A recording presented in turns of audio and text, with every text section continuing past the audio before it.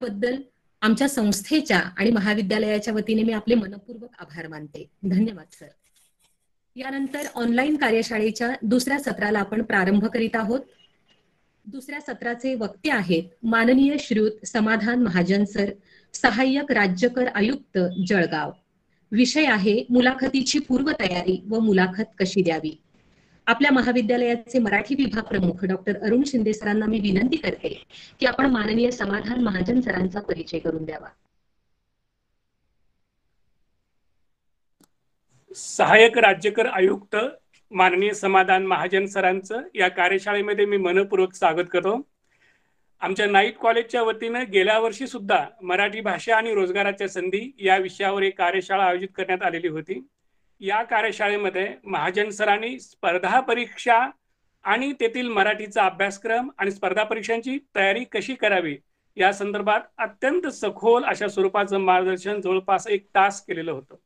दुसरी गोष्ट अशी की शिवाजी विद्यापीठाच्या BA भाग 3च्या अभ्यासक्रमामध्ये मराठी भाषा आणि अर्थार्जनाच्या संधी या नावाचा एक पेपर आहे. या पेपरमध्ये स्पर्धा परीक्षामधील मराठी या नावाचा एक घटक आहे आणि या संपूर्ण घटकाचं लेखन महाजन सरांनी केलेलं आहे आणि शिवाजी विद्यापीठानं ते पुस्तक प्रकाशित केलेलं आहे. समाधान महाजन सरांचं मूळ गाव धुळे जिल्ह्यातील तरवाडे हे आहे. अतिशय सामान्य कुटुंबातून ते पुढे आले. सुरुवातीला प्राथमिक शिक्षक होते. प्राथमिक शिक्षकांच्या बाबतीत मागच्या पिढीत असं सांगता येईल की प्राथमिक शिक्षक जे मागच्या पिढीमध्ये झाले ते सगळे ग्रामीण भागातले शेतकरी कुटुंबातले आणि सामान्य स्तरातले होते. शिक्षण घेऊन नोकरी मिळण्याचं पहिलं एक साधन काहीतरी हातात असावं म्हणून ते प्राथमिक शिक्षक व्हायचे आणि बुद्धिमान अशी एक क्रीम पिढी बहुजनांची ती होती की जी प्राथमिक शिक्षक झालेली होती. त्याच्यातले समाधान महाजन सर एक होते. परंतु प्राथमिक शिक्षक या नोकरीवर ते समाधानी राहिले नाहीत. त्याच्या पुढे जाऊन महाराष्ट्र लोकसेवा आयोगाचा अभ्यास त्यांनी सुरू केला. 2009 साली मुख्याधिकारी या पदावर त्यांची निवड झाली. 2010 साली त्यांची निवड सहाय्यक राज्यकर आयुक्त या पदावर झाली. UPSCच्या मार्फत IRPS सेवेमध्ये सुद्धा 2011 साली त्यांची निवड झालेली होती. परंतु राज्य शासनाच्या राज्यकर आयुक्त पदावर राहणं त्यांनी पसंत केलं. या सेवेला प्राधान्य दिलं. आपली सेवा अत्यंत कर्तव्य भावनेनं करत असतानाच ग्रामीण भागातली जी बुद्धिमान होतकुरू मुलं आहेत त्यांना शिक्षण घेऊन काहीतरी करिअर करावंसं वाटतं, स्पर्धा परीक्षेच्या माध्यमातून स्वतःचा आणि समाजाचा विकास करण्याचा ज्यांच्याकडे काही एक उद्देश आहे, हेतू आहे, अशा विद्यार्थ्यांना घडविण्यासाठी त्यांनी जाणीवपूर्वक प्रयत्न सुरू केलेले आहेत. स्पर्धा परीक्षेचा अभ्यास करणाऱ्या ग्रामीण भागातल्या विद्यार्थ्यांच्या पुढे संदर्भ साधनांची अनुपलब्धता हा एक मोठा भाग असतो. म्हणून महाजन सरांनी स्वतः स्पर्धा परीक्षेसाठी उपयुक्त ठरतील अशा अनेक पुस्तकांचं लेखन संपादन केलेलं आहे. प्राचीन भारताच्या इतिहासावरला त्यांचं एक मोठं पुस्तक युनिक पब्लिकेशननं प्रकाशित केलेलं आहे की जे स्पर्धा परीक्षा संदर्भातले एक रेडी रेकनर या स्वरूपाचं महाराष्ट्रभर विद्यार्थी अभ्यास करतात. आधुनिक महाराष्ट्राचा इतिहास किंवा महाराष्ट्रातल्या समाज सुधारणेचा इतिहास यावरील सुद्धा एक त्यांचं अत्यंत महत्वाचं पुस्तक नुकतंच गेल्या वर्षी प्रकाशित झालेलं आहे. याचबरोबर एक अस्वस्थ क्षणांचे पाश या नावाचा त्यांचा काव्यसंग्रह शब्दालय प्रकाशनानं प्रकाशित केलेला आहे. सगळ्यात महत्वाचं म्हणजे एक संवेदनशील माणूस, एक अतिशय कर्तव्यपरायण असा कर्तबगार अधिकारी, जसे की राहुल हा एक कर्तबगार अधिकारी आहे, त्याप्रमाणे समाधान महाजन सर एक कर्तबगार अधिकारी आहे. महाजन सर या आमच्या कार्यशाळेचं वैशिष्ट्य म्हणजे राज्य शासनाच्या सेवेतले 3 वेगवेगळ्या क्षेत्रातले ऑफिसर अधिकारी इथं आज विद्यार्थ्यांना मार्गदर्शन करणारे आहात. त्यापैकी आपण एक आहात. शिवाजी विद्यापीठाच्या परिक्षेत्रामध्ये काउन्सिल ऑफ एज्युकेशनच्या नाईट कॉलेजमध्ये मी आपलं दुसऱ्यांदा स्वागत करताना मला खूप आनंद होतोय. या निमित्तानं आपण आमच्या कोल्हापुरातल्या तसंच शिवाजी विद्यापीठ परिक्षेत्रातल्या विद्यार्थ्यांना संबोधित करीत आहात आणि स्पर्धा परीक्षासाठी किंवा एकूणच करिअरमध्ये मुलाखतीची पूर्वतयारी कशी करावी की जी खूप महत्वाची आहे. बारीक बारीक गोष्टी सुद्धा कशा पूर्वतयारीमध्ये येतात आणि प्रत्यक्ष मुलाखत कशी द्यावी या संदर्भातनं आपण आमच्या विद्यार्थ्यांशी संवाद साधावा. आपल्याला जेवढा वेळ वाटतं, ज्या पद्धतीनं वाटतं त्या पद्धतीनं आपण संवाद साधावा अशी मी आपल्याला विनंती करतो आणि पुनश्च या कार्यशाळेमध्ये स्वागत करतो. धन्यवाद सर. आपला आवाज येतोय माझा? हो सर, येतोय.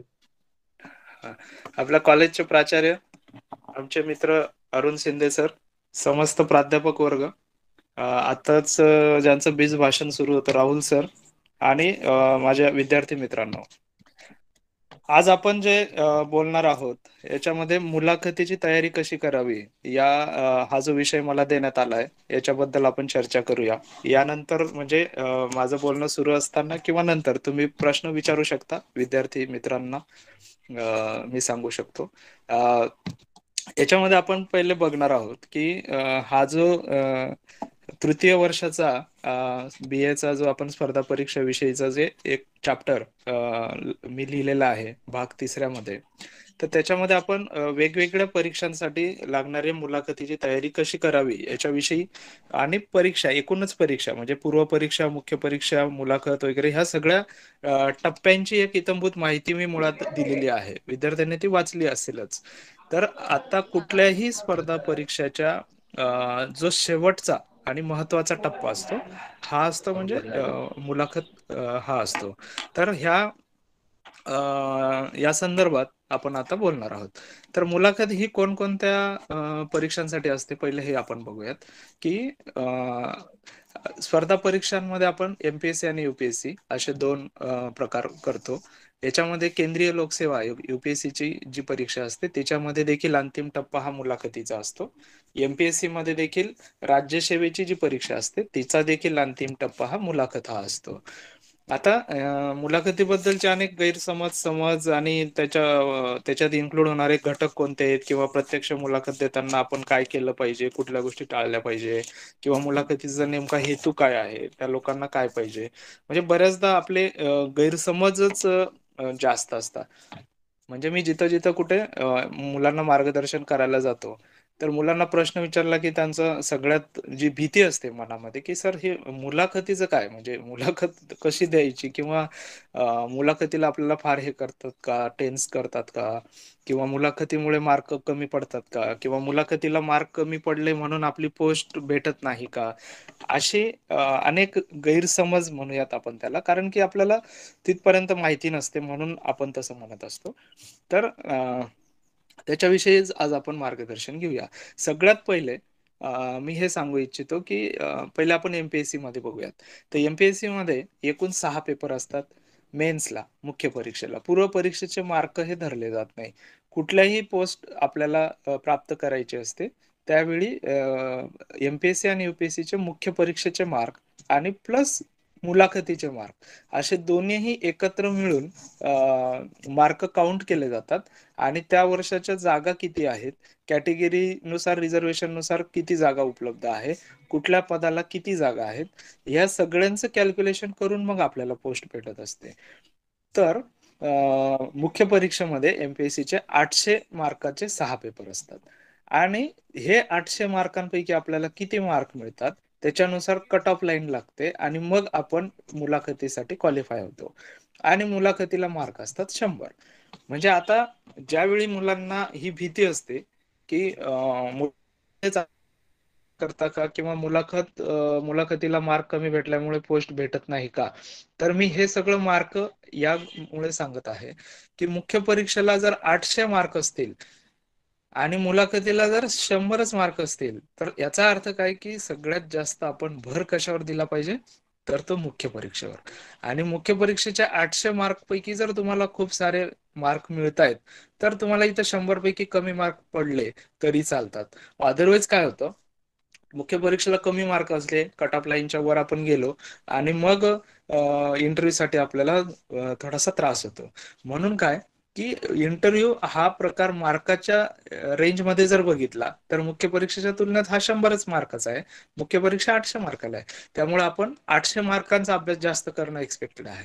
बट आता मुलाखतीचा एक एक मार्क देखील आपल्याला डिसाइडिंग फॅक्टर ठरू शकतो. म्हणजे ज्यावेळी सगळे एका रेषेवर असतात त्यावेळी अर्धा मार्क, 1 मार्क, म्हणजे आता 0.25 प्रिलिमचं क्वालिफिकेशन असतं, मुलाखतीला तसं नसतं, बट एक एक 2-2 मार्क तुमचा खूप महत्वाचा ठरतो.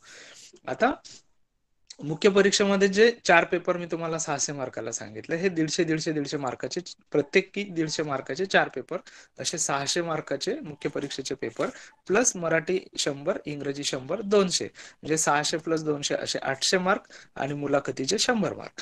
आता हे झालं एमपीएससीचं. म्हणजे याच्यातून एकच गोष्ट तुम्ही लक्षात घ्या पहिले, की एमपीएससी मध्ये त्या पण फक्त राज्यसेवेमध्ये जी काही मुलाखत आहे तिला 100 मार्क असतात. आता एमपीएससीच्या ज्या उरलेल्या परीक्षा आहेत, म्हणजे PSI, STI, ASO वगैरे ज्या परीक्षा आहेत, यातल्या बऱ्याच परीक्षांना मुलाखत नाहीये. म्हणजे फक्त PSI ला मुलाखत होती मागच्या वर्षी, त्याच्यातही काहीतरी बदल केले. STI ला आणि ASO ला मुलाखतच नाहीये. म्हणजे डायरेक्टली तुम्ही मुख्य परीक्षेचा पेपर क्वालिफाय होऊन मुलाखत देऊ शकतात, आपलं सॉरी पोस्ट सिलेक्ट होऊ शकतात. ओके. आणि हे झालं एमपीएससीचं. आता युपीएससी मध्ये युपीएससीचं नेचर पण आपण बघूयात. युपीएससी मध्ये काय असतं, मुख्य परीक्षेमध्ये 250 मार्काचे 9 पेपर असतात. एसेचा 250 मार्काचा 1 पेपर असतो. असे एकूण 1750 मार्क असतात. 1750 मार्क मुख्य परीक्षेमध्ये. आणि 1750 मार्कचं परत तुम्हाला डिवायडेशन सांगतो मी, जे की माहिती असणं अपेक्षित आहे म्हणून. जीएस चे 4 पेपर असतात, 1, 2, 3, 4. चारही पेपरला एकेका पेपरला 250 मार्क असतात.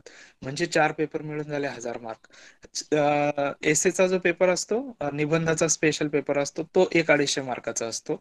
नंतर ऑप्शनलचे जे 2 पेपर असतात, ऑप्शनल म्हणजे आपण कुठल्याही एक 15-20 सब्जेक्ट आहे, म्हणजे आपले आर्टचे पण सायन्सचे पण कुठलेही, आणि त्यातला एक सब्जेक्ट घेतल्यावर त्याचे 2 पेपर, म्हणजे 250-250चे 500 मार्क. हे 500 मार्क, हे 1000 मार्क, आणि वरचे एसएचे 250 मार्क, असे मिळून 1750, 1750 मार्क हे मुख्य परीक्षेसाठी असतात. मी मार्कांचं वेटेज याच्यासाठी सांगतोय की मुलाखतीचा ताण हा कितपत कमी होऊ शकतो ते आपण बघा. की युपीएससी ची मुख्य परीक्षा जी असते ही 1750 मार्कांची असते, आणि 1750 मध्ये मुलाखतीचे मार्क असतात. त्याच्यानंतर म्हणजे 1750 आपण क्वालिफाईड केलं, त्याच्यापैकी कट ऑफ लाईन लागली, आपण इंटरव्ह्यू साठी क्वालिफाय झालो, तर ती जी काही मुलाखत होते ही होते 250 मार्कची. आणि एकूण 2025 मार्क पैकी फायनल मेरिट लिस्ट लागते, आणि मग IAS, IPS, IRS काय जे काही पद असतील आपल्याला त्याच्यामध्ये प्राप्त होतात आपल्या मार्कांनुसार. म्हणजे एक गोष्ट लक्षात घ्या, एमपीएससी मध्ये 800 मार्क मुख्य परीक्षेला, युपीएससी मध्ये 1750 मार्क मुख्य परीक्षेला, एमपीएससी च्या मुलाखतीला 100 मार्क आणि युपीएससी च्या मुलाखतीला 250 मार्क. हा क्रायटेरिया किंवा हे गुणांचं जी कट ऑफ लाईन आहे ही जर आपण चेक केली, तर आपल्या लक्षात येतं की आपल्या हातात सर्वाधिक मार्क असतात मुख्य परीक्षेचे. आणि जी गोष्ट आपल्या हातात आहे ती म्हणजे मुलाखतीची तयारी करणे. मुलाखतीला मार्क किती भेटतील ते समोरचे जे आपलं पॅनल असतं ते आपल्या एकूणच याच्यावरून मार्क देतात. बट आपण मुख्य परीक्षेची खूप सारी तयारी करणं आणि मुलाखतीचा एक एक मार्क महत्वाचा जो असतो तो प्राप्त करण्याचा प्रयत्न करणं हे आपल्या हातामध्ये असतं. तर मग आता त्याच्याबद्दल आपण बोलूयात की लेखी परीक्षेनंतरचा जो टप्पा असतो हा मुलाखतीचा. आणि आता याची तयारी कुठल्या टप्प्यावर सुरू करणं अपेक्षित आहे. आता जे विद्यार्थी खरं तर म्हणजे मी असं सांगू इच्छितो की मुलाखत हा प्रकार काही 1 दिवस 2 दिवस 15 दिवस हा पार्ट नाहीये.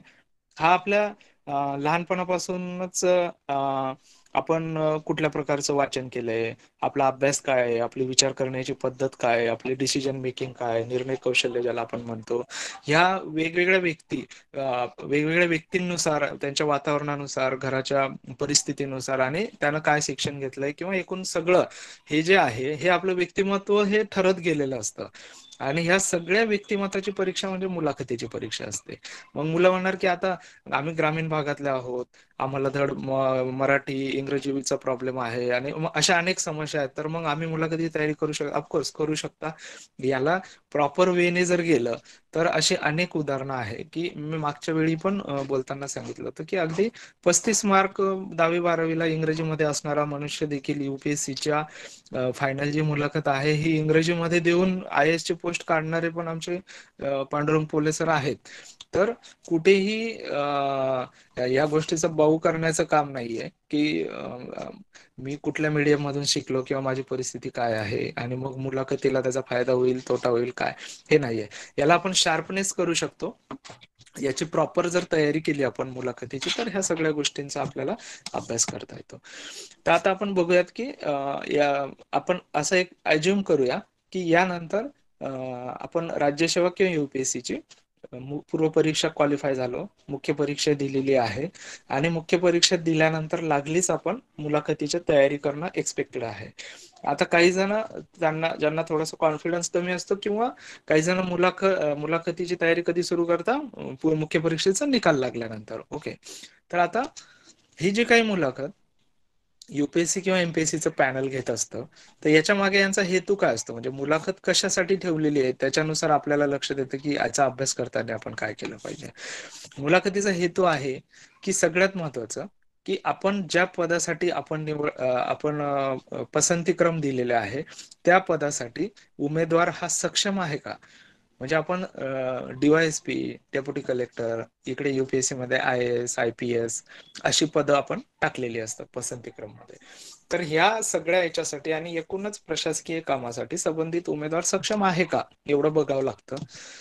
त्यानंतर आपण आपल्या एकूणच व्यक्तिमत्वाचा अभ्यास असतो. म्हणजे बघा, नॉलेजची परीक्षा ही तुमची पूर्व आणि मुख्य परीक्षेची असते की ज्याच्यामध्ये तुम्हाला नॉलेज तुमचं चेक केलं जातं. बट मुलाखत जी असते ही तुमच्या सर्वांगीण व्यक्तिमत्वाची परीक्षा असते. आता मग व्यक्तिमत्वाच्या परीक्षेमध्ये काय येतं, जसं मी तुम्हाला म्हटलं की तो पदासाठी सक्षम आहे का. दुसरी गोष्ट त्याच्यामध्ये या गोष्टींचा म्हणजे प्रशासनात गेल्यानंतर जे काही आहे तर ते करण्यासाठी लागणारा आत्मविश्वास त्याच्यामध्ये आहे का, त्याच्यामध्ये सहजता आहे का, तो प्रेशर हँडल करू शकतो का, निर्णय क्षमता आहे का, किंवा एखादी आता चालू घडामोडी अनेक घडामोडी घडत असतात.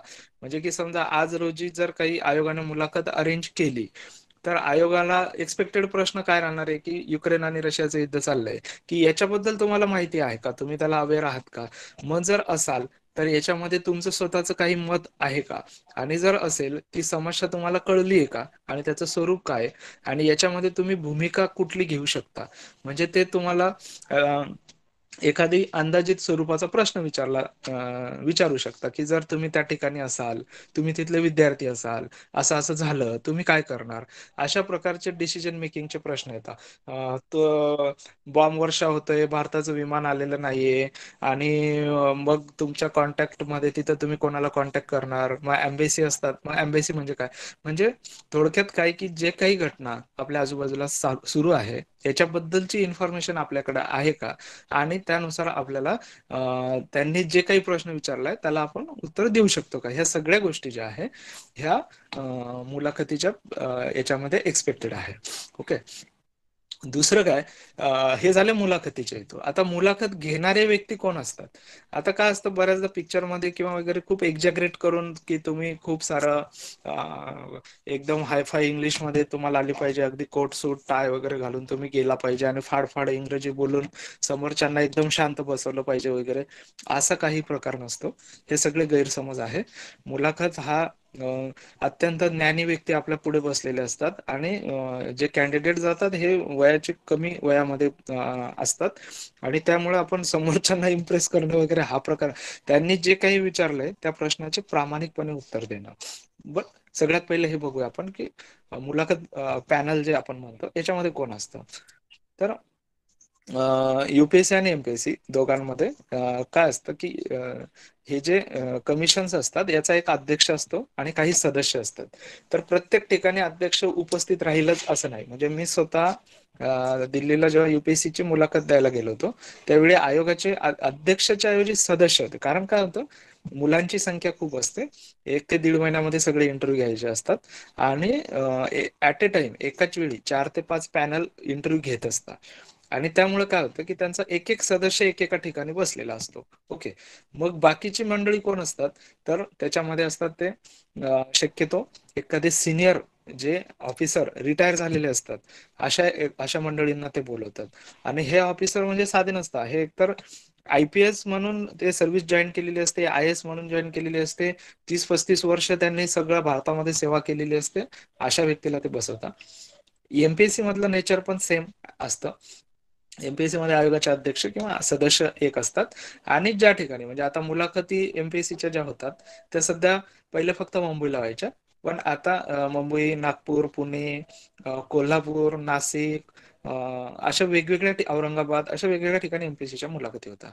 आणि मग प्रत्येक ठिकाणी आयोगाचे अध्यक्ष जाऊ नाही शकत. मग अशा वेळी आयोगाचे सदस्य जे असतात, त्यानंतर त्यांच्या सोबत असतात तिथले स्थानिक अधिकारी, ते बोलतात. एखादी सिनियर अधिकारी, मी जसं सांगितलं I S I P S वगैरे जी मंडळी असतात, अदरवाईज तिथले लोकल लेवलला जे कोणी आय एस असतील, कमिशनर असतील. आता नाशिकला मुलाखती होत्या, विश्वास नांगरे पाटील तेव्हा पोलीस कमिशनर होते, त्यांना मुलाखतीला बोलवलेलं होतं. औरंगाबादला मी जेव्हा गेलो होतो तेव्हा औरंगाबादचे जे कलेक्टर होते ते मुलाखतीला आलेले होते. तर स्थानिक लेवलची जी काही अधिकारी असतात अशा लोकांना मुलाखत पॅनलवर बोलवतात. आता यांची संख्या किती असते ते बघू आपण. एमपीएससी मध्ये शक्यतो 3 किंवा 4 जण असतात. युपीएससीच्या पॅनलला जर तुम्ही बघितलात तर मी ज्या पॅनलला मुलाखत दिली होती युपीएससीला त्यावेळी जवळपास पाच जण होते आणि ट्रान्सलेटर एक म्हणजे 6वा. असे 5-6 जण समोर, एकतर ते राऊंड टेबल असतो, आपण इकडच्या बाजूला बसतो, अदरवाईज सरळ साधा आपला टेबल असतो, पलीकडे बसतो. अशा पद्धतीचे वेगवेगळ्या म्हणजे जिथं ज्या पद्धतीने वातावरण असेल त्या पद्धतीची रचना असते. आणि सगळ्यात महत्वाचं की कुठेही हिरोगिरी करण्याचा प्रयत्न केला तर तो त्यांच्या पटकन लक्षात येतो आणि आपली ग्रॅव्हिटी, आपले नॉलेज हे आपल्या एंट्री पासूनच ते पडताळणी करायला सुरू होते. आता त्याच्यामध्ये काय काय येणार ते पण आपण बघूया.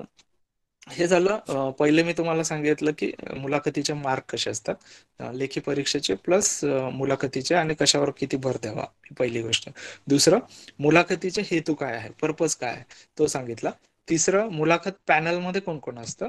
चौथं, आता आपण बघूयात की मुलाखतीला जाताना मुलांना जे वेगवेगळे गैरसमज असतात ते कसं असतं की मुलाखतीमध्ये मग ते ओळख काढत असतील आणि मग कुठल्या जिल्ह्याचं आहे, कुठल्या गावाचं आहे, नाव वगैरे, मग तसे मार्क वगैरे देतात. असं काही नाहीये. एमपीएससीला तर अलीकडे जसं आपण बोर्डच्या पेपरला नावावर चिकट पट्टी लावतो आणि कोणालाही नाव दिसत नाही, तशा पद्धतीने ते एमपीएससीच्या याच्या पुढे त्यांना काही दिसत नाही, कॅटेगरी वगैरे कसलाही प्रकार दिसत नाही, सरळ ते मुलाखत सुरू होते. दुसरा एक गैरसमज असतो की इंग्रजीच बोलणं एक्सपेक्टेड आहे का, तर अशी काही गरज नाही. अनेक अधिकारी यांनी मराठीमध्ये इंटरव्ह्यू दिलाय, म्हणजे युपीएससीचा जो इंटरव्ह्यू असतो तिथे देखील ट्रान्सलेटर आपल्याला उपलब्ध होतो. मी देखील, मला इंडियन रेल्वे सर्व्हिस मिळाली तेव्हा देखील मी मराठीतच इंटरव्ह्यू दिला होता. अगदी आता जे सचिव आहेत आपले राज्यामध्ये, त्यांनी देखील मराठीमध्येच मुलाखत दिलेली होती. ट्रान्सलेटर आपल्याला ते प्रोव्हाइड करतात. त्यामुळं इंग्रजी बोलता येणं हे काय, इंग्रजी तुम्ही लिहून आलेले आहे, मुख्य परीक्षा पास केली आहे, जे काही मिनिमम लेवलचं इंग्रजी लागतं ते तुम्हाला येतं, आणि तुम्ही ही परीक्षा, तुम्हाला जसं म्हटलं, नॉलेजची परीक्षा नाही, it's a personality test. So हे काय एक्सपेक्टेड नाहीये की तुम्हाला इंग्रजी नाही आलं तर मार्क कमी पडतील. ओके. तिसरा गैरसमज असतो की थोडं मी स्मार्ट दिसला पाहिजे, व्यवस्थित दिसलं पाहिजे, मी असा, माझा चेहरा असा आहे आणि हे कसं, याचाही काही फरक पडत नाही. तुम्ही काय बोलताय, कम्युनिकेशन कसं आहे, ह्या सगळ्या गोष्टींमध्ये मार्क असतात. ओके. फक्त तुमचे जे कपडे आहेत ते प्रॉपर, आपले जे असतील ते कपडे त्या पद्धतीनं प्रॉपर केलं पाहिजे. एकदम रंगीबिरंगी कपडे बिपडे घालून न जाता. म्हणजे एक असं झालं होतं की औरंगाबादला आमची मुलाखत होती, ज्यावेळी मला चीफ ऑफिसर हे नगरपालिकेचं पद मिळालं होतं. त्यावेळी आम्ही जवळपास एकाच ठिकाणचे प्राथमिक शिक्षक 4 ते 5 जण सिलेक्ट झालो होतो मुलाखतीसाठी. आणि मग आम्ही काय केलं की पहिलाच मुलाखत होती, आम्हाला फारशी आयडिया नव्हती त्याबद्दल, असं कोणी सांगणार नव्हतं. आम्ही एका दुकानात गेलो आणि सगळ्यांनी एकच प्रकारचा ड्रेस घेतला, म्हणजे व्हाईट, एक काहीतरी ब्ल्यू शेडचा शर्ट आणि नेव्ही ब्ल्यूची पॅन्ट. आणि आम्ही 5ही जणांचा म्हणजे योगायोगाने आमचा एकाच पॅनलकडे मुलाखतीसाठी नंबर लागला. आणि त्या दिवशी मुलाखत घेताना एकोमागोमाग एक आम्ही गेलो, सगळे शिक्षकच. तर तिसरा चौथा कॅन्डिडेट मध्ये गेल्यावर सदस्यांनी विचारलं, अरे तुम्ही सगळे शिक्षक म्हणजे काय बँड पार्टी वगैरे सुरू केली आहे का, की तुम्ही सगळेच एकाच प्रकारचे कपडे घालून आलात वगैरे. तर हा जो प्रकार आहे हा पण अवॉइड करू शकतो. आता भरपूर याच्यावर युट्यूबला म्हणा किंवा वेगवेगळ्या ठिकाणी मार्गदर्शन उपलब्ध आहे, ते आपण घेऊ शकतो, किंवा खूप सारी तयारी आता करण्यासाठी वाव आहे. ओके. तर कुठल्याही प्रकारचा वशिला, भाषा, आपलं दिसणं, आपले कपडे, ह्या गोष्टींना मार्क नसतात. मार्क असतात की ते तुम्ही प्रेझेंट कसं करताय, म्हणजे तुम्ही फारच एकदम टी शर्ट वगैरे घालून जाणं एक्सपेक्टेड नाहीये. जे प्रॉपर कपडे ऑफिशियली असतात तेच कपडे घालून जाणं एक्सपेक्टेड आहे. बट भाषा आणि वशिला वगैरे हा काही प्रकार मुलाखतीमध्ये नसतो. ओके, आता आपण बघूया की या मुलाखतीमध्ये घटक काय काय असतात. म्हणजे मुलाखतीला जाण्यापूर्वी आपण कुठल्या गोष्टींची तयारी केली पाहिजे. तर सगळ्यात प्रथम आपला बायोडाटा. आपला बायोडाटा म्हणजे काय, की आपल्या नावापासून आपली सुरुवात होते, की आपलं नाव काय. आता समजा मला माझ्या नावामुळे बरेच प्रश्न अगदी मॉक इंटरव्ह्यूला पण दिले जायचे. मॉक इंटरव्ह्यू हा एक तुमच्या कामासाठीचा हे आहे, प्रकार आहे. मॉक म्हणजे काय, की अभिरूप मुलाखत. म्हणजे कसं, की जर आपण मुख्य परीक्षेला सिलेक्ट होऊन आपण इंटरव्ह्यूसाठी पात्र झालोय, तर अनेक क्लासेस किंवा महाराष्ट्र शासनाकडून सारथी किंवा SIC मुंबईला जे आहे तिथे, किंवा यशोदामध्ये, किंवा अगदी दिल्लीला देखील महाराष्ट्र शासनाकडून अशा मॉक इंटरव्ह्यूचं अरेंजमेंट केलं जातं. खूप सारे सिनियर अधिकारी मॉक इंटरव्ह्यूसाठी येतात आणि आपली तयारी करून घेतात, की ओरिजिनल इंटरव्ह्यू देण्याच्या आधी असे खूप सारे मॉक्स इंटरव्ह्यू दिले आपण, की आपली अभ्यास वाढतो, कॉन्फिडन्स वाढतो. तर त्यावेळी मला कायम नावावरून विचारलं जायचं, की तुझं नाव समाधान आहे, मग तू समाधानी आहेस का? आणि मग जर तू खरंच समाधानी आहे तर मग परत इकडे का येतोय वगैरे. म्हणजे ते थोडस तुम्हाला टॅकल करण्याचा, किंवा तुम्ही लॉजिकली काय उत्तर देऊ शकतात हे बघण्याचा प्रयत्न हा मुलाखतीमधून असतो. समजा तुम्ही कुठल्या गावाचे आहात, कुठल्या शाळेचे आहात, स्पेसिफिकेशन काय आहे. आता कोल्हापूर म्हटल्यावर खूप सारा हिस्ट्री आहे कोल्हापूरला, मग त्याच्याबद्दल तुम्हाला काही माहिती आहे का? आता माझा हिस्ट्री 1857 ला कोल्हापूरला काही झालंय का, किंवा काय. ओके, आता याच्यामध्ये झालं बायोडाटा. आपलं ठिकाण, वास्तव्य कोणत्या ठिकाणी आहे, म्हणजे तुम्ही राहता कुठे. मी जसं आता म्हटलं की आपलं मी नागपूरला राहतोय, किंवा कोल्हापूरला राहतोय, चंद्रपूरला राहतोय, कोणत्या ठिकाणी आहे. तर त्या ठिकाणाबद्दलचे देखील प्रश्न एक्सपेक्टेड असतात, की तिथं काहीतरी वेगळं असेल तर मग ते प्रश्न येणार. मी समजा नाशिकला राहतोय, मग नाशिकला काय वेगळं पण आहे, तिथून तो प्रश्न सुरू होतो. आपलं एज्युकेशन काय आहे. आम्ही DED होतो, प्राथमिक शिक्षक होतो. तर प्राथमिक शिक्षक असल्यामुळे आम्हाला त्याच्यावरचे प्रश्न एक्सपेक्टेड होते, मग ती तयारी करून जाणं आवश्यक आहे. म्हणजे एखादी इंजिनिअरचा मुलगा आहे, त्यांना प्राथमिक शिक्षकाची तयारी करून उपयोग नाही ना. त्याला काय शिक्षण मिळालंय त्या शिक्षणाचा त्याला माहिती असणं एक्सपेक्टेड आहे. ओके, एखादी पॉलिटिकल सायन्स मध्ये MA झालेला आहे, इंग्रजीमध्ये झालंय, तर त्या नॉलेज बद्दलचे प्रश्न त्या ठिकाणी एक्सपेक्टेड असतात, की त्याला एखादी पॉलिटिकल थिंकर बद्दल प्रश्न विचारला जाईल, थेरी बद्दल प्रश्न विचारला जाईल, हिस्ट्री असेल हिस्ट्री बद्दल प्रश्न, मॅथमॅटिक्स असेल मॅथ्स बद्दल प्रश्न विचारला जाईल. ओके, एज्युकेशन कशात झालंय याच्याबद्दलचे प्रश्न एक्सपेक्टेड असतात. एज्युकेशन कुठं घेतलंय, कोणत्या कॉलेजला घेतलंय हे पण महत्वाचं असतं. समजा एखादी ग्रँड मेडिकल कॉलेजला MBBS वगैरे झालेला आहे, एखादी IIT मध्ये IIT पवई खरगपूरला इंजिनिअरिंग झालेलं आहे, मग IIT बद्दलचे प्रश्न सुरू होता. मग त्यांचे एक्सपेक्टेशन JEE मेन्स ऍडव्हान्स वगैरे अशा वेगवेगळ्या टाईपचे प्रश्न चालू होतात. एखादी एकदम आपण आता मी माझंच सांगतो ना, की मी एकदम 12वी नंतर DED नंतर एक्सटर्नल BA, मग हा जो प्रवास आहे, मग कुठे केलं, कसं केलं, या वेगवेगळ्या पद्धतीनं ते प्रश्न विचारला. त्यानंतर कोणती कॉलेज. आता समजा माझं BA जे झालं हे जळगाव जिल्ह्यामध्ये चाळीसगाव नावाचा तालुका आहे. तर चाळीसगाव मध्ये राष्ट्रीय विद्यालय. आता कॉलेजचं नाव होतं राष्ट्रीय विद्यालय. तर जेव्हा मी कॉलेजला होतो त्याच्यावर कधी विचार केला नाही की याचं नाव राष्ट्रीय विद्यालय काय. बट पॅनल एका मुलाखतीमध्ये मला ते त्यांनी विचारलं की तुझ्या कॉलेजचं नाव राष्ट्रीय विद्यालय काय. आता मी म्हणजे आयुष्यात पहिल्यांदाच असं काहीतरी विचार करत होतो की अशा पद्धतीचं का असू शकतं. आपल्याला हे प्रश्न पडत नाही. मुळातच मुलाखतीचा अभ्यास करताना बायोडाटा जो आहे आपला, हा बायोडाटा मधला प्रत्येक शब्द हा महत्वाचा आहे. म्हणजे तुमच्या नावापासून सुरुवात, तुमचं नाव, वडिलांचं नाव, आईचं नाव, आडनाव, भावाचं नाव, बहिणींचे नाव. बहिणीचं नाव आहे मुक्ताबाई, तर मग मुक्ताबाई कोण वगैरे इथून सुरू होतं. भाऊ काय करताय किंवा वडील शेती करताय, मग शेती करताय तर मग तुमची शेती किती आहे, कोणती आहे, कुठली पिकं लावता, कोरडवाहू, बागायती, मग छत्र महाराष्ट्र गव्हर्नमेंटने काही त्याला लिमिटेशन दिलंय का, तुम्ही किती शेती विकत घेऊ शकता का, किंवा शेतीच्या समस्या काय आहे, किंवा पिकांचे जे काही भाव दिलेले असतात, हमी भाव असतात, हमी भाव म्हणजे काय. म्हणजे थोडक्यात काय की आपल्या बायोडाटा मधला प्रत्येक शब्द हा मुलाखतीचा प्रश्न बनतो. त्यामुळे आपण बायोडाटा भरताना म्हणजे मुलाखतीचा फॉर्म भरताना काळजीपूर्वक भरला पाहिजे. सुरुवातीला आम्हालाही माहित नव्हतं आपण पसंतीक्रम कुठला द्यायचा, काय द्यायचा. जे ज्येष्ठ अधिकारी असतात त्यांना आपण विचारणं एक्सपेक्टेड आहे. भरपूर सारे मार्गदर्शन करणाऱ्या संस्था आहेत, त्यांना आपण विचारणं एक्सपेक्टेड आहे. आणि अशा पद्धतीनं मी जसं म्हटलं की आपल्या बायोडाटा मधला प्रत्येक शब्द हा प्रश्न असतो, त्याच्यावर प्रश्न विचारला जाऊ शकतो. मी जसं म्हटलं माझ्या कॉलेजचं नाव राष्ट्रविद्यालय होतं. राष्ट्रविद्यालय का? मग नंतर मला त्यांनी बोलताना सांगितलं की 1920च्या काळामध्ये ज्यावेळी स्वराज्य स्वदेशी बहिष्कार राष्ट्रीय शिक्षण हे सुरू झालं होतं 1905ला, सॉरी 20च्या आधी लोकमान्य टिळकांच्या काळात ते जेव्हा सुरू झालं त्यावेळी अनेक ठिकाणी राष्ट्रीय शाळांची सुरुवात झाली होती. माझा विषय इतिहास होता आणि त्यांना ते एक्सपेक्टेड होतं की हे राष्ट्रीय विद्यालय त्या काळात सुरू झालंय का. म्हणजे बघा की तुम्ही तुमच्या बायोडाटावर खूप सारा अभ्यास करणं, स्वतःवर हे करणं गरजेचं असतं. आपण लहानपणापासून आपल्यावर कधी विचार करत नाही आपलं हे नाव असं का ठेवलं, आपलं गाव हे असं का ठेवलं, गावाचं नाव असंच का आहे, आपण या जिल्ह्यात आहे तर या जिल्ह्याचं वैशिष्ट्य हेच काय आहे, किंवा असे जे प्रश्न आहेत हे आपल्याला पहिले पडत नाही. पण मुलाखतीला गेलं की आपल्याला या प्रश्नांची तयारी करायची. पहिला बायोडाटा, दुसरं आपलं ठिकाण वास्तव्याचं कोणतं आहे, तिसरं आपलं एज्युकेशन काय झालेलं आहे, कुठली डिग्री आपण घेतली आहे, चौथा आपण कुठल्या कॉलेजला अशा पद्धतीचं एज्युकेशन घेतलंय, चौथा आहे आपला छंद काय, हॉबीज काय. ओके, हा एक महत्वाचा पार्ट आहे.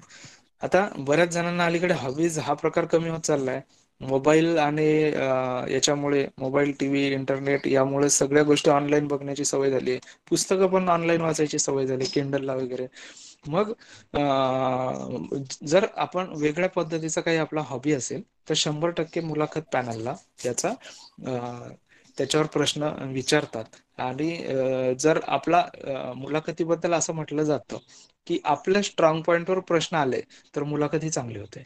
मग आता समजा माझ्या स्वतःच्या हॉबीज मध्ये मी 5-6 हॉबीज टाकल्या होत्या ज्या की ओरिजिनल होत्या.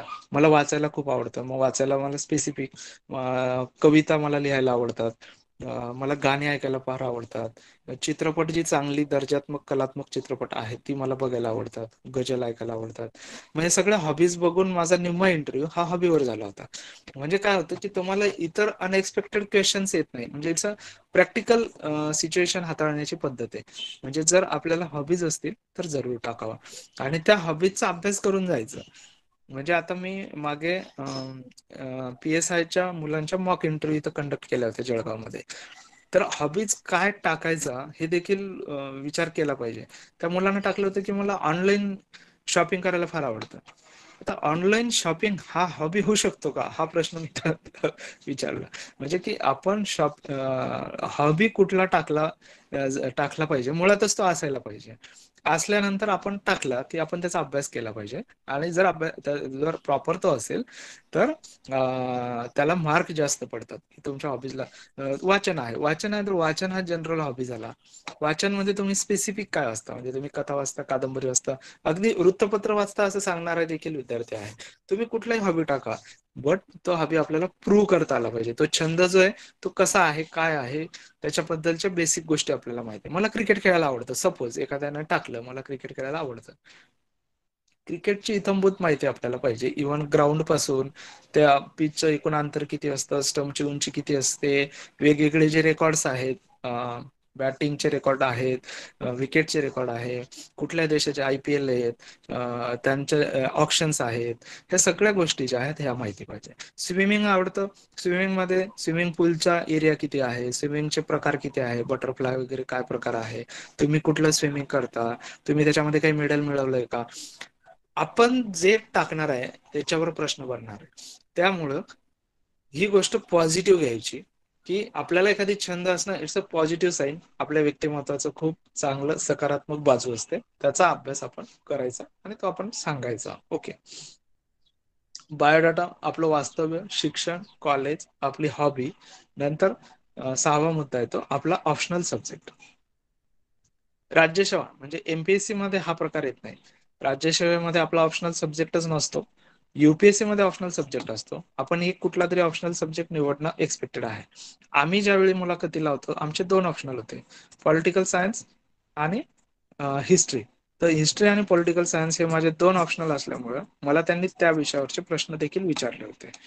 आता तो ऑप्शनल सब्जेक्ट बऱ्याचदा काय होतं की इथं एक फरक पडतो. ऑप्शनल सब्जेक्ट घेतलेला असतो वेगळा आणि ग्रॅज्युएशन झालेलं असतं वेगळ्या विषयामध्ये. म्हणजे कसं, माझा एक मित्र आहे डॉक्टर नितीन कटेकर, ते सध्या DYSP आहे. आम्ही UPSCच्या इंटरव्ह्यूला सोबत होतो. आता डॉक्टर नितीन यांचं MBBS झालेलं आहे. आता MBBS झाल्यानंतर डॉक्टर नितीनने हिस्ट्री हा विषय घेतला. मग आता या ठिकाणी 2 प्रकारचे सब्जेक्ट वेगवेगळे हे बायोडाटामध्ये दिसत आहे. हे मस्ट आहे की त्यांना ते विचारलं जाणार, की MBBS वर पण विचारलं जाणार, मेडिकल सायन्सवर, आणि त्यांना हिस्ट्रीवर विचारलं जाणार. आणि एक्सपेक्टेड क्वेश्चन काय राहणार की तुम्ही डॉक्टर असताना हिस्ट्री का निवडला, मग त्याचं उत्तर आपल्याला देता आलं पाहिजे. ओके. ऑप्शनल सब्जेक्ट जे असतील, आता बऱ्याचदा काय होतं की ग्रॅज्युएशन नंतर खूप गॅप पडतं. म्हणजे MPSC हा प्रकार असा आहे की काही जण अगदी फर्स्ट इयर मध्ये पोस्ट मिळवून घेतात पहिल्याच वर्षी, काही जणांना 2-3 वर्ष लागतात. तर मधल्या 3-4 वर्षामध्ये काही जण ग्रॅज्युएशन करून खूप उशिरा माहिती मिळते की MPSC आहे, मग ते आमच्यासारखं नोकरी करून आणि मग कधीतरी लागतात. मग ग्रॅज्युएशनचे विषय आणि आपण ज्यावेळी मुलाखतीला फेस करत असतो याच्यामध्ये खूप वर्षांचा गॅप असतो, मग आपल्याला आठवत नाही. मग त्यावेळी आपण प्रामाणिकपणे उत्तर दिलं पाहिजे की सर ग्रॅज्युएशन माझं ह्या वर्षी झालंय आणि सॉरी बट मला आता हे आठवत नाही. प्रामाणिकता देखील ही कॅच करते. तुम्ही जर खोटं काहीतरी सांगायचा प्रयत्न केला, वेळ मारून न्यायचा प्रयत्न केला की इंटरव्ह्यू पॅनलच्या लक्षात येतो. मी जसं आधी म्हटलं की इंटरव्ह्यू पॅनलमध्ये खूप सारे सिनियर मंडळी असतात आणि ते ना 30-35 वर्ष सर्व्हिसचा अनुभव असतो. अनेक लोक दिवसभरात त्यांनी पाहिलेली असतात. पटकन ते ओळखतात की समोरचं काय बोलतोय. त्यामुळे तिथं कुठल्याही प्रकारे लपाछपी करायचा प्रकार न करता जे आहे ते ऍज इट इज, तुम्ही जसे आहात तसे पॅनलला दाखवणं एक्सपेक्टेड आहे. ओके. नंतर आहे करंट इव्हेंट. करंट इव्हेंट मध्ये आपण सध्या ज्या काही मी तुम्हाला म्हटलं की जसं आता मुलाखती असतील तर त्यांना रशिया युक्रेनवर प्रश्न विचारला जाणार, किंवा अजून काही चाललंय, कुठला नवीन कॉन्स्टिट्युशनल अमेंडमेंट पास झाली, कुठे काहीतरी नक्षलिस्ट अटॅक झालेला आहे, टेररिस्ट अटॅक झालेला आहे, कुठल्या तरी सब्जेक्टवर खूप सारी चर्चा सुरू आहे. तर त्यावेळी तशा तशा प्रश्नांचा अभ्यास करणं एक्सपेक्टेड आहे आणि त्याच्यावर तुमची मतं काय आहे. म्हणजे बऱ्याचदा आपल्या महाराष्ट्रामध्ये गडचिरोली सारखा नक्षलिस्ट एरिया असल्यावर एखाद्यानं DYSP हा पसंतीक्रम पहिला टाकला किंवा तो PSIच्या मुलाखतीला असेल तर त्याला 101% ते प्रश्न एखादी असं असू शकतो, तुला तिथं पोस्टिंग दिली आणि अटॅक झाला, असं केलं, तू काय करशील. हे जे आहे हे बेसिक इन्फॉर्मेशन असेल तर याची उत्तर आपल्याला देता येतात, किंवा ते प्रश्न सोडवण्यासाठी तुम्ही काय कराल, अशा पद्धतीचे प्रश्नांचं एक्सपेक्टेशन असतं. नंतरचा प्रकार आहे पदांचा पसंतीक्रम. आता UPSC मध्ये 15-16 पद, MPSC मध्ये 15-16 पद, हे सर्व पदांचा पसंतीक्रम आपल्याला भरावा लागतो. पसंतीक्रम म्हणजे काय की तुम्हाला फर्स्ट चॉईस काय, सेकंड चॉईस काय, थर्ड चॉईस काय, मग मार्कांनुसार आपल्याला ते पद भेटत असतात. म्हणजे डेप्युटी कलेक्टरची वेगळी परीक्षा आणि DYSP ची वेगळी परीक्षा, असिस्टंट कमिशनर माझी जी पोस्ट आहे आता त्याची वेगळी परीक्षा, असं नसतं. परीक्षा एकच असते. तुमचे मार्क किती आहे त्याच्यानुसार त्याचं मेरिट किती लागतं आणि त्यानुसार पसंतीक्रमानुसार तुम्ही पसंतीक्रम काय दिलाय. समजा तुम्ही महाराष्ट्रामध्ये पहिले येणारे मार्क तुम्हाला भेटले, ओके, म्हणजे 800 पैकी तुम्हाला 700 मार्क भेटले, तुम्ही महाराष्ट्रात पहिले आले, पण तुमचा पसंतीक्रम तुम्ही टाकून ठेवलाय 1 नंबरला क्लास 2 चा नायब तहसीलदार, तर तुम्ही महाराष्ट्रात पहिले येऊन पण तुम्हाला नायब तहसीलदारच भेटेल का, की तुम्ही टाकताना पसंतीक्रम तो टाकलाय ना. त्यामुळे पसंतीक्रम हा प्रॉपर माहिती घेऊन टाकणं एक्सपेक्टेड आहे. ओके. दुसरं, आपलं ज्या पदावर सिलेक्शन होणार आहे किंवा जी पद त्या वर्षाच्या पसंतीक्रम मध्ये आहेत किंवा त्या जाहिरातीमध्ये आहेत, त्यातली ऍटलिस्ट आपल्याला थोडीशी वरवरची का असे ना माहिती असणं एक्सपेक्टेड आहे. म्हणजे काय की समजा त्यांनी प्रश्न विचारला की तुला डेप्युटी कलेक्टर व्हायचंय, काय असतात रे बाबा डेप्युटी कलेक्टरची कामं काय असतात. मग आता डेप्युटी कलेक्टर मुळातच आपल्याला हे पाहिजे की जिल्ह्यामध्ये एकच डेप्युटी कलेक्टर असतो, त्याचे वेगवेगळे प्रकार असतात, प्रांत असतो, सबला ऑफिसर असतो, त्या ठिकाणी रेसिडेन्शियल डेप्युटी कलेक्टर असतात, वेगवेगळ्या योजनांवरचे डेप्युटी कलेक्टर असतात, संजय गांधी वगैरे योजना किंवा निवडणुका असतात त्याच्यावर असतात. तर त्यांच्या त्यांच्या पदाला जो कुठल्या पदावर आहे त्या पद्धतीनं त्या पदाची माहिती सांगणं एक्सपेक्टेड आहे. डीवायएसपी विचारला त्याला काय काम असतं हे थोडं आपल्याला माहित असणं एक्सपेक्टेड आहे. ओके. आता हे सगळे टप्पे आपण बघितलं. पॅनलला कोण आहे, मुलाखतीचे गैरसमज आपण बघितले कसे असतात, ते कसे दूर करायचे. मुलाखतीमध्ये माहिती घेऊन जातो म्हणजे मुलाखतीचं प्रिपरेशन करताना आपण कुठल्या कुठल्या घटकांवर बघितलं पाहिजे. तर मी तुम्हाला परत एकदा सांगतो की आपला बायोडाटातला प्रत्येक शब्द, आपण कुठे आहोत, आपलं गाव काय आहे, आपलं शिक्षण काय झालंय, आपण शिक्षण ज्या कॉलेजमध्ये घेतलंय त्याचं काही वेगळं नाव आहे का, आपलं छंद काय आहे, आवड काय आहे, आपल्या घरातले व्यक्ती काय करतात, आई वडील काय करतात, आपले ऑप्शनल सब्जेक्ट कुठले आहे, चालू घडामोडी ज्या चालल्या आहेत त्याच्यावरचा अभ्यास एक्सपेक्टेड आहे. एक वेळेस तुम्हाला एखादी नॉलेजचं चालू घडामोडी माहिती नसलेलं चालेल, पण तुमच्या घरातलं, तुमच्या गावातलं, तुमच्या जिल्ह्यातल्या गोष्टी माहिती असणं एक्सपेक्टेड आहे. पदांचा पसंतीक्रम काय आहे, आपण जे पदा देणार आहोत त्याच्यामध्ये त्या नोकरीची माहिती आपल्याकडे आहे का, अशा पद्धतीचा अभ्यास हा मुलाखतीच्या आधी म्हणजे मुख्यचा निकाल लागल्यानंतर आपण करणं एक्सपेक्टेड आहे. ओके. यानंतर प्रत्यक्ष मुलाखतीस जाताना कुठली गोष्टींची काळजी घेतली पाहिजे. प्रत्यक्ष मुलाखतीला जाताना मी जसं आधी म्हटलं की आपलं ड्रेसिंग सेन्स आहे हे प्रॉपर, शर्टिंग प्रॉपर केलं पाहिजे. शर्ट खूप भडक कलरचं नसावं. शक्यतो मुलाखतीला जाताना वेगवेगळ्या प्रकारचे जे आपण मॉक इंटरव्ह्यू देतो ते लोक सजेस्ट करत असतात. आयदर आपले सिनियर मित्र असतात, सिनियर अधिकारी असतात, यांना विचारून आपण त्या गोष्टी करू शकतो. फारसा रंगीबिरंगी कपडे न घालता मुलींनी देखील साडी प्रॉपर आणि ड्रेसिंग सेन्स जो असतो आपला सगळा हा मुलाखत पॅनलला फार भडक न वाटेल अशा पद्धतीचं पाहिजे. व्यवस्थित भांग वगैरे पाडलेला पाहिजे. वेळेच्या आधी तिथं आपण पोहोचलं पाहिजे. फाईल आपल्या सोबत असणं एक्सपेक्टेड आहे. डॉक्युमेंटचं काही वेळा तिथं आधीच व्हेरिफिकेशन केलं जातं. आणि मुंबई सारख्या ठिकाणी मुलाखत असते तर लोकलने जाणं वगैरे हा सगळं टाइम कॅल्क्युलेट करणं, किती वेळ लागतो पोचायला, किती वेळ लागतो तिथं गेल्यानंतर बसायला, किती वेळ लागणार, मुलाखत किती वाजता आहे, हे सगळं कॅल्क्युलेशन आदल्या दिवशी आपलं सगळं तयार पाहिजे. त्या पद्धतीनं आपण त्या त्या ठिकाणी पोहोचणं एक्सपेक्टेड आहे. कुठल्याही प्रकारे जाताना तो ड्रेस खराब होईल किंवा काय, हे सगळी काळजी घेऊन आपण मुलाखतीच्या त्या ठिकाणी गेलं पाहिजे. आता दिल्लीचे जे मुलाखती असतात आमच्या वेळेस पूर्णपणे उन्हाळ्यामध्ये एप्रिल मे मध्ये व्हायचे. प्रचंड गरम होणं हा पार्ट होता. तरी देखील काही मुलं कोट आणि टाय वगैरे घालून येतात. बट ठीक आहे, एमपीएससीचा हॉल हा एसी असल्यामुळे तो होतो. पण बऱ्याचदा जर आपल्याला कधी आयुष्यात तो घातलेला नसेल तर ती मुद्दामच तो घालून जाणं पण चुकीचं आहे. तुम्ही फक्त शर्ट आणि टाय हा प्रकार करू शकता. आणि तो तुम्हाला कम्फर्ट वाटला पाहिजे, कपडे कम्फर्ट वाटले पाहिजे. कपड्यांमध्ये असं अडकून असं बसलं की तो मुलाखत प्रॉपर देता येणार नाही. ओके. आता हे सगळं केल्यानंतर तुमचा मुलाखत ज्या ठिकाणी होते, ज्याला आपण मुलाखत भवन म्हणूया, युपीएससीचं जे धौलपुरा हाऊस आहे किंवा एमपीएससीच्या वेगवेगळ्या ठिकाणी जे रेस्ट हाऊसेस जे असतात गव्हर्नमेंटच्या, अशा ठिकाणी, आता औरंगाबादला सुभेदारीला आमची मुलाखत झाली होती, अशा ठिकाणी जिथं असतं तिथं आपण वेळेच्या आधी पोहोचणं. तिथं त्यांचा एक कर्मचारी असतो, तो सगळे फाईल डॉक्युमेंट वगैरे चेक करत असतो, आपल्याला टाइम सांगत असतो. त्यानंतर क्रम दिले जातात आणि मग मुलाखतीचं आपण आपला नंबर येईपर्यंत वाट बघणं एक्सपेक्टेड आहे. मुलाखत कधी कधी दिवसातून 2 पार्ट पाडतात, सकाळचं सत्र आणि दुपारचं सत्र. आपली दुपारच्या सत्रात आहे की सकाळच्या सत्रात आहे याची काळजी घ्यायची असते. मुलाखतीच्या दिवशी फार बारीक बारीक गोष्टींची काळजी आहे. तुम्ही काय जेवण केलेलं आहे किंवा काय, हे सगळं म्हणजे कुठलीही गोष्ट तुमच्या मनावर ताण पडू नये अशा पद्धतीनं स्वतःला कम्फर्ट करत आणि कॉन्फिडंटली, हे सगळे टेक्निकल मुद्दे येतात. शेवट आहे कॉन्फिडन्स, आणि कॉन्फिडन्सने फेस करणे हेच. आणि ह्या सगळ्या टेक्निकल गोष्टी एकदा कम्प्लीट झाल्या की आपण ज्यावेळी मुलाखतीच्या हॉलमध्ये एंट्री करत असतो, आपल्याला शिपाई तिथपर्यंत सोडतो. आपण एंट्री करतानाच जे सगळे त्याचे मॅनर्स आहे इंटरव्ह्यूच्या, हे आपण आधी शिकलेलं असतो. त्यामुळे ते आताच तुम्हाला एक्सपेक्टेड नाही सांगणार, बट त्या सगळ्या नॉर्मल गोष्टी असतात. आपण विचारून आत जाणे, आत गेल्यानंतर खुर्चीचा असं धाटकन न ओढता जिथं खुर्ची ठेवली तिथं व्यवस्थित बसणे, त्यांनी बसायला सांगितल्यावर बसणे.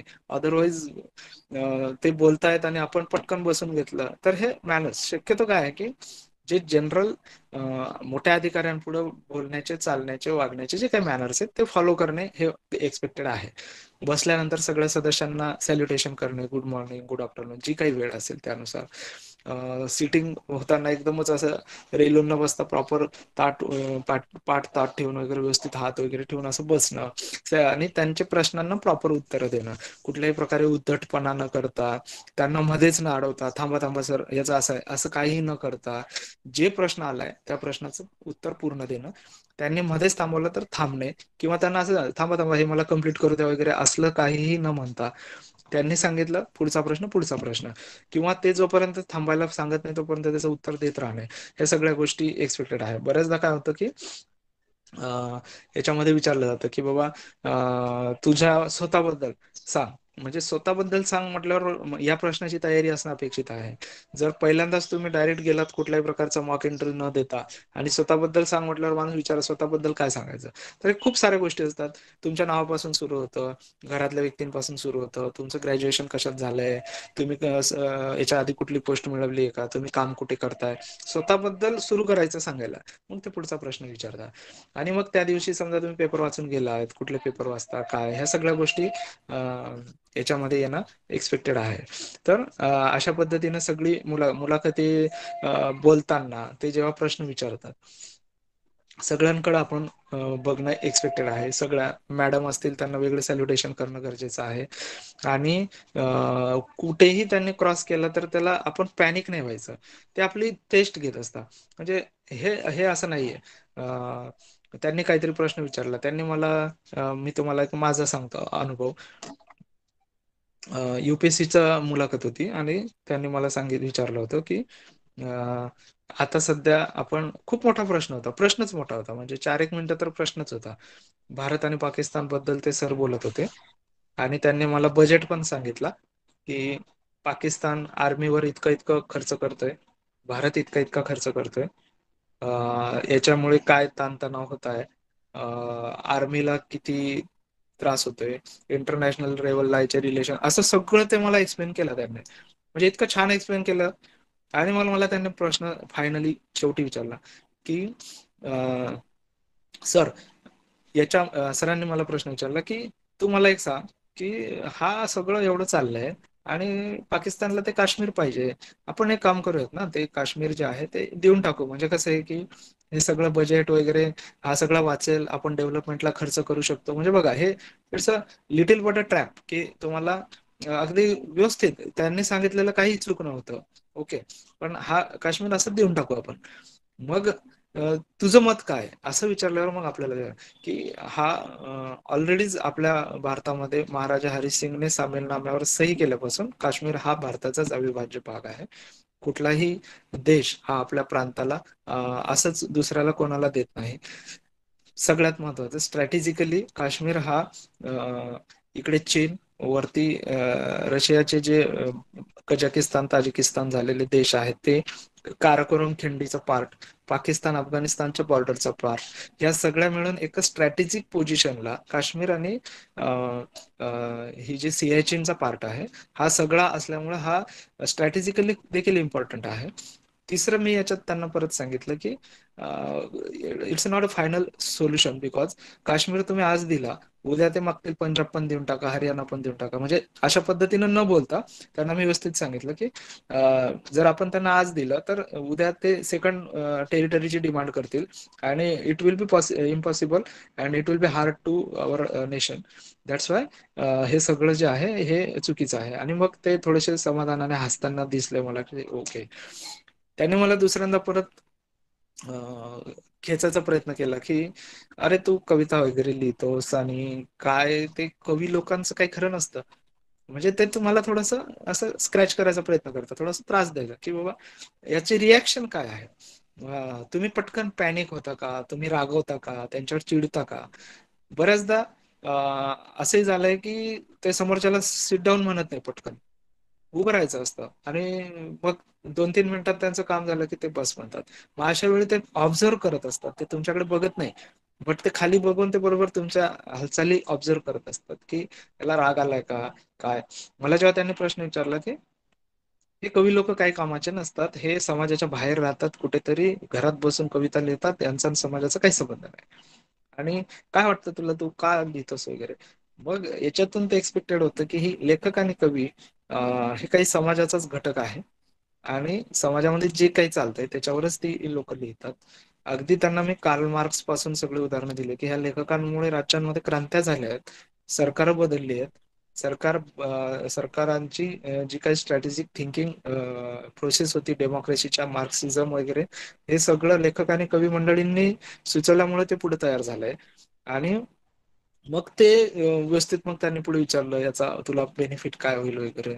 मग तू मराठी गझल वगैरे ऐकतो का? मग ते सगळ्या प्रश्नांची उत्तरं मी देत गेलो आणि त्यांना ते छान वाटलं. म्हणजे त्यांनी मला सगळ्यात महत्वाचं कशामध्ये एनकरेज केलं, त्यांना खूप भारी का वाटलं की मी जेव्हा मुलाखतीला, विचार करा आपण भारतातल्या एखाद्या सर्वोच्च पदाची मुलाखत देत आहोत आणि माझ्या फाईलवर, माझ्या बायोडाटामध्ये माझा जो शाळेचा पत्ता होता हा मुक्काम सांगळेवाडी, पोस्ट भोगाव, तालुका जिंतूर, जिल्हा परभणी. आणि मग ते म्हणले की अरे तू इतनी दूर से कैसे क्या आ गया और ये स्कूल में तुम कैसे पढ़ाते हो, क्या करते हो. त्यांना उत्सुकता होती की ते खूप वरिष्ठ लेवलचे अधिकारी होते. जसं म्हटलं की 30-35 वर्ष अगदी सेक्रेटरिएटच्या सगळ्या सर्व्हिसेस त्यांच्या झालेल्या होत्या. त्यांना ग्राउंड लेवल रियालिटी ऐकून घ्यायची होती, जॉईन करून घ्यायची होती, माहिती करून घ्यायचं होतं. मग त्याने मला विचारलं की हे कसं चालतं, मग शाळेमध्ये जे तुम्ही मिड डे मील करता का? मग येस. मग मिड डे मील मध्ये काय असतं, मग तुम्ही मुलांना वेगवेगळं बसवता का? असं आम्ही न्यूज ऐकलंय की कॅटेगरीनुसार कास्टिझम वगैरे होतो. मग त्यांना मी सगळं प्रॉपर आमच्या शाळेमध्ये कसं होतं, काय होतं, हे सगळ्या गोष्टी सांगत गेलो. थोडक्यात काय, कुठलीही मुलाखत एमपीएससी असो, युपीएससी असो, अगदी तुम्ही प्रायव्हेट मुलाखत द्यायला गेलात, अगदी कंपनीची मुलाखत द्यायला गेलात, सगळ्यात महत्वाचं की तुम्ही काय आहात हे तुम्हाला माहित पाहिजे. तुम्ही तुम्ही जे शिकून आलेला आहात, तुमचा जो स्वभाव आहे, तुम्ही जो अभ्यास केलेला आहे, तुमच्या आजूबाजूचं जे काही वातावरण आहे, तुमच्या आजूबाजूला ज्या काही घडामोडी चालल्या आहेत, ह्या सगळ्यांची इन्फॉर्मेशन तुमच्याकडे असणं एक्सपेक्टेड आहे.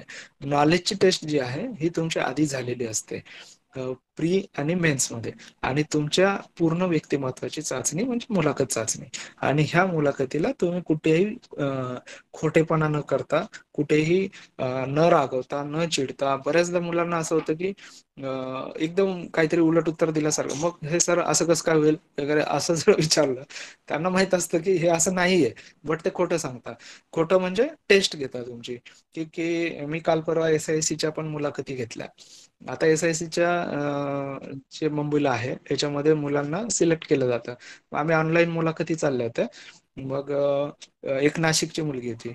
मग मी तिला सहज विचारलं की नारायण सुर्वे हे, तिला विचारलं नाशिक मधलं फेमस पर्सनॅलिटी सांग. मग तिनं सावरकर आणि असे 2-3 सांगितले. मग मी तिला म्हटलं की कुसुमाग्रज नाशिकचे नव्हते, ते तिकडं औरंगाबादकडचे होते. नाही नाही सर असं नाही, कुसुमाग्रज इकडचेच होते. म्हणजे हे जे आहे, तुम्ही रिॲक्ट कसे होताय, वरिष्ठांशी तुम्ही बोलताना तुमचा पार्ट कसा रिॲक्ट करतोय. तर आपण एकदमच पटकन असं रिॲक्ट होणं हे एक्सपेक्टेड नाहीये. आपण असा प्रश्न जर आला जो आपल्याला माहिती आहे की सर आपल्याला काहीतरी वेगळं विचारताय, एकतर त्यांना माहिती नसावं, आयदर ते आपली टेस्ट घेताय, 2 प्रकार होऊ शकतात. मग आपण अत्यंत नम्रपणे त्यांना सांगायचं की सर सॉरी बट असं असं आहे, याचं सरांचं म्हणजे कुसुमाग्रजांचा जन्म इथे इथे झाला होता, असं झालं होतं आणि इतके वर्ष ते इथे राहिले वगैरे. ही इन्फॉर्मेशन तुमच्याकडून एक्सपेक्टेड आहे, रादर दॅन की तुम्ही एकदम पॅनिक होणं, पटकन उलट उत्तर देणं, हे एक्सपेक्टेड नाहीये. आणि मुलाखत हा प्रकार हा अंतिम आहे. अंतिम याच्यासाठी की कुठल्याही परीक्षेचे 3 टप्पे असतात, पूर्व, मुख्य आणि मुलाखत. त्यामुळे जी मुलं आता कॉलेजला आहे त्यांनी या गोष्टीचा बाऊ करण्याची गरज नाहीये. कारण की ज्यावेळी तुम्ही तुमचं कॉलेज कंप्लीट करता, तुम्ही राज्यसेवा किंवा UPSCचा अभ्यास सुरू करता, तर ऑटोमॅटिक तुमचा हा परीक्षांचा अभ्यास जेव्हा होतो, तुमचा कॉन्फिडन्स बिल्डअप होतो आणि मुलाखतीला जायच्या वेळेपर्यंत तुमचा अभ्यास खूप छान झालेला असतो. त्यामुळे आता कॉलेजला किंवा शाळा लेव्हलला फार काही याच्यामध्ये टेन्शन घ्यायची गरज नाहीये. हा अभ्यास 100% होणार आहे. आणि तुमच्या याच्यामध्ये मुलाखतीला ते खूप सोपं जाणार आहे. तर मला वाटतं मी आता या ठिकाणी थांबतो. कोणाचे जर काही प्रश्न असतील तर विचारा. अदरवाईज सर आपण थांबूयात. धन्यवाद.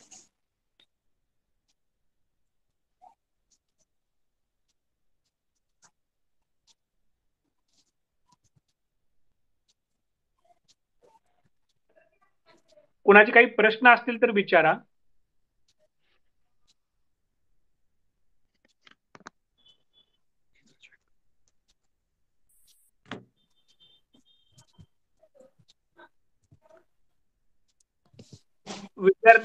विद्यार्थ्यांना जर कुणाला काही प्रश्न असतील तर विचारा, मग आपण पुढचं सेशन चालू करू.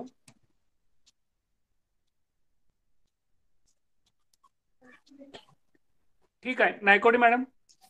Yes sir. पुढे. मनपूर्वक धन्यवाद सर. एक प्राथमिक शिक्षक ते सहाय्यक राज्यकर आयुक्त हा आपला प्रवास केवळ थक्क करणार आहे सर. मुलाखतीची पूर्वतयारी आणि मुलाखत कशी द्यावी या विषयावर आपण अत्यंत विस्तारपणे विविधांगी इत्यंभूत असं मार्गदर्शन केलं.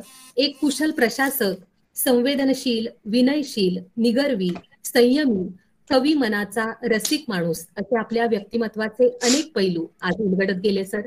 आम्ही सर्वजण भारावून गेलो आहोत. आपण आज मुलाखतीची पूर्वतयारी आणि मुलाखत कशी द्यावी या विषयावर जे मार्गदर्शन केलं याबद्दल मी आमच्या संस्थेच्या आणि महाविद्यालयाच्या वतीनं आपले मनपूर्वक आभार मानते. धन्यवाद सर. यानंतर आपण ऑनलाईन कार्यशाळेतील तिसऱ्या सत्राला प्रारंभ करीत आहोत.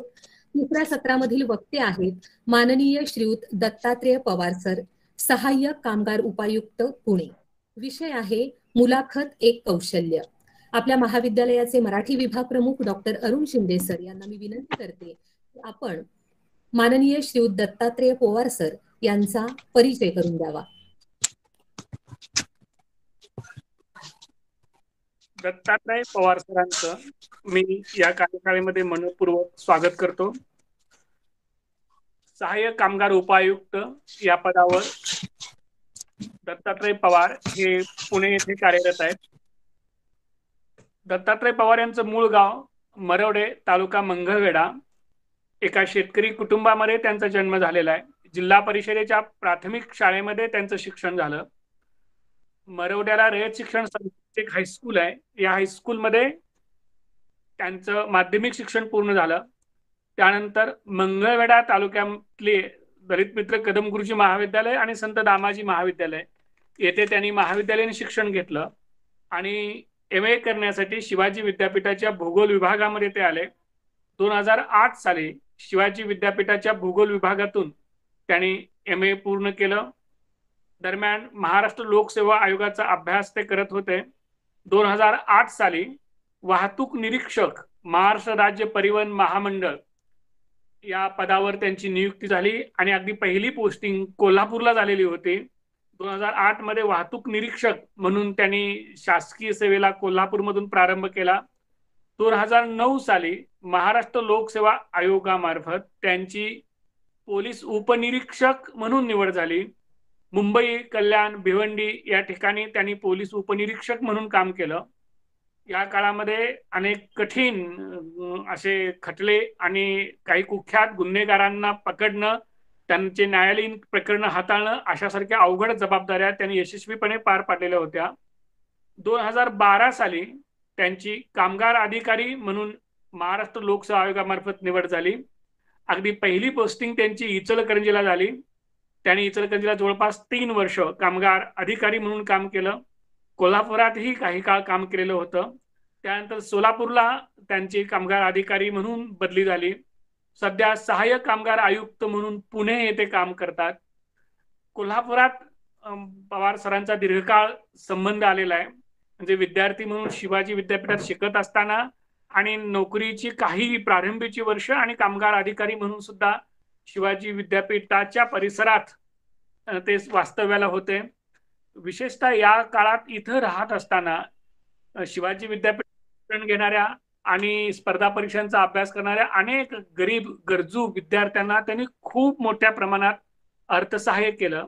ग्रामीण भागातनं आलेल्या ज्या विद्यार्थ्यांच्या अडचणी आहेत, मग ती आर्थिक अडचण असेल, अगदी मेसचे असेल, परीक्षेला फी भरायला जरी पैसे नसतील तरी असा कुठलाही अडले नडलेला मुलगा दत्तात्रय पवार साहेबांच्याकडे जायचा आणि पवार साहेब पैसे नाहीत किंवा अशाशी अडचणी सांगितलं की खिशात हात घालून जेवढे हाताला लागतील तेवढे पैसे त्या मुलाला देणं आणि कधीही परतीची अपेक्षा न करणं किंवा एकही पैसा न मागणं असं करत आपल्या नोकरीतला म्हणून जो काही वेतन येतं त्यातला बहुतांश भाग त्यांनी या कामासाठीच खर्च केला होता. एकटे होते, लग्न वगैरे झालेलं नव्हतं, तेव्हा सगळा जो करिअरचा ऐन उमेदीचा काळ होता तो दत्तात्रय पवार यांनी केवळ आणि केवळ आपल्या ग्रामीण भागातली बहुसंख्य मुलं शिकावीत आणि त्यांनी त्यांचं करिअर घडवावं यासाठी खर्च केलेला होता. आणि मी हे अनेक वर्ष खूप जवळून पाहिलेला, या सगळ्यांचा मी साक्षीदार आहे.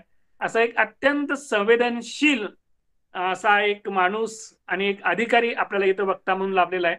दुसरी एक बाब अशी होती की ते जेव्हा पोलीस निरीक्षक होते तेव्हा अनेकांना फौजदारच्या नोकरीचं खूप आकर्षण असतं. PSIचं ते खाकी वर्दी, टोपी आणि त्यांचा तो जो रुबाब असतो त्याचं खूप आकर्षण असतं. पण त्यांनी 2 वर्षात PSIची नोकरी सोडली आणि कामगार अधिकारी म्हणून त्यांनी हे पद जॉईन केलं. ह्याचं एक दुसरं महत्वाचं कारणही असं होतं की पोलीस सेवेमध्ये सतत जो गुन्हेगारी जगताशी संबंध येतो आणि तिथं अनेक ज्या अपप्रवृत्ती सेवेमध्ये खात्यामध्ये जर शिरलेल्या आहेत त्या त्यांच्या प्रकृतीला मानवणाऱ्या नव्हत्या. म्हणजे जो सरळ संवेदनशील अधिकारी आहे त्याला पोलीस सेवेतल्या ज्या काही अपप्रवृत्ती असतात किंवा तिथून एकूण पोलीस स्टेशनमध्ये काय काय चालतं हे सुद्धा आपण बघतो, किंवा शहाण्याने पोलीस स्टेशनची पायरी चढू नये असं जे म्हटलं जातं त्या पाठीमागची सगळी कारणं ही खुद्द दत्तात्रय पवार सरांना सुद्धा त्या प्रत्यक्षात अनुभवाला येत होती. आणि त्यामुळं आपली प्रकृती या सेवेसाठी योग्य नाही हे त्यांनी जाणलं आणि त्याच्यातून बाहेर येऊन कामगारांच्या हिताचं रक्षण जिथं आपण करू शकतो आणि त्याच्यातून वंचित उपेक्षित घटकांना न्याय देण्याचं काही काम करू शकतो या हेतूनं त्यांनी कामगार अधिकारी म्हणून काम केलेलं आहे. आज सुद्धा सामाजिक जाणीवेनं काम करणारा अत्यंत स्वच्छ चारित्र्याचा, प्रामाणिक, कार्यक्षम आणि एक टोटल नॉन करप्ट अधिकारी ज्याला म्हणता येईल असं एक अधिकारी म्हणून ते सर्व परिचित आहेत. दत्तात्रय पवार यांचं मी या कार्यशाळेमध्ये मनपूर्वक स्वागत करतो आणि त्यांना विनंती करतो की त्यांनी आमच्या विद्यार्थ्यांशी संवाद साधावा. नमस्कार सर. प्रथमतः मी night college of arts and commerce Kolhapur या महाविद्यालयामार्फत आज आम्हाला विद्यार्थ्यांशी हितगुज करण्याची जी संधी उपलब्ध करून दिली त्याबद्दल मी डॉक्टर अरुण शिंदे सरांचं प्रथमतः आभार व्यक्त करतो. तसेच आजच्या कार्यक्रमाला उपस्थित सर्व अध्यापक वर्ग, प्राध्यापक वर्ग जे आहेत त्यांचं प्रथमतः मी आभार व्यक्त करतो. आणि सर्वांना नमस्कार. प्रथमतः मी आपणास सांगू इच्छितो की आपण सकाळी 10:30 वाजल्यापासून जे हे सेशन सुरू केलेलं आहे आणि या सत्रामध्ये आपण वेगवेगळ्या अधिकाऱ्यांची मतं आपण ऐकत आहोत. तर आता जे महाजन सरांनी माहिती सांगितलेली आहे अतिशय उपयुक्त आणि संपूर्ण डिटेलमध्ये माहिती ही महाजन सरांनी आता आपल्याला दिलेली आहे की त्यांनी मुलाखतीमधले बऱ्यापैकीचे सर्व टप्प्यावर ज्या आवश्यक असणाऱ्या एकदम मायक्रो लेवलवरच्या म्हणजे एकदम लहानातल्या लहान सूक्ष्म घटकाची तयारी कशी करावी, त्याबाबतची काय काळजी घ्यावी याबाबत इत्थंभूत माहिती दिलेली आहे. तर मला प्रथमतः असं सांगावंसं वाटतंय की शिंदे सरांनी जो आता मला माझा परिचय करून सांगितला त्यामध्ये खऱ्या अर्थानं आपण सर्वजण ज्यावेळी ग्रामीण भागातून शिक्षण घेण्यासाठी शहरामध्ये येत असतो, महाविद्यालयीन शिक्षण घेत असतो, तर अशाच पद्धतीनं मी ज्यावेळी सोलापूर जिल्ह्यातील मंगळवेढा तालुक्यामध्ये ज्यावेळी दलित मित्र कदम गुरुजी या महाविद्यालयामध्ये शिक्षणासाठी FY ला ऍडमिशन घेतलेलं होतं, FY BA. तर त्यावेळी आम्हाला अरुण शिंदे सर हे प्राध्यापक तिथं लाभले. लेक्चरर म्हणून आम्हाला मराठी विषयाची माहिती सांगत असताना